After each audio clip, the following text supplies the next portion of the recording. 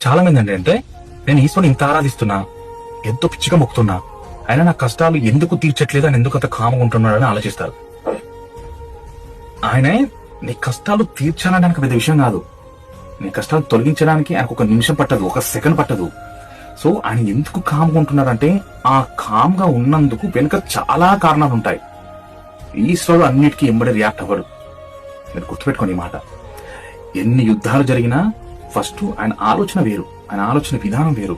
ఆయన కామ్గా ఉంటాడు. ఆ కామ్గా ఉండే దాంట్లో చాలా అర్థాలు ఉంటాయి. ఆ అర్థాలను మనం గమనించుకోవాలి.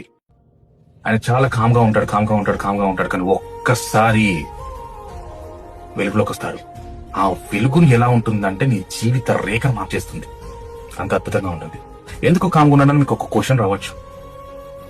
నువ్వు ఎంత కష్టపడ్డావు, ఎంత అనుభవించావు, నీ కర్మని సైతం మెల్లమెల్లగా మొత్తం కరిగించి నిన్ను ఒక స్థాయిలో నిలబెట్టడానికి ఆయన కామ్గా ఉంటాడు. ఈ కర్మ ఎక్కడికి వచ్చింది? కర్మను ప్రతి ఒక్కరు అనుభవించాలంటే కర్మకి ఇంపార్టెన్స్ ఎక్కువగా ఇస్తాడు ఈశ్వరుడు. ఇది ఎవరికి తెలియకపోవచ్చు, మీరు గుర్తుంచుకోండి. ప్రతి కర్మను ప్రతి ఒక్కరూ అనుభవించాలి అనేదే చెప్తారు ఈశ్వరుడు. కానీ కర్మని సైతం తొలగించేది కూడా పరమేశ్వరుడే. అందుకే ఆయన కామ్గా ఉంటాడు. నీ కష్టాన్ని ఆయనకు తీర్చడానికి ఒక్క సెకండ్ పట్టదు. మనిషి యొక్క దుఃఖం తూర్చడానికి ఒక సెకండ్ పట్టదు.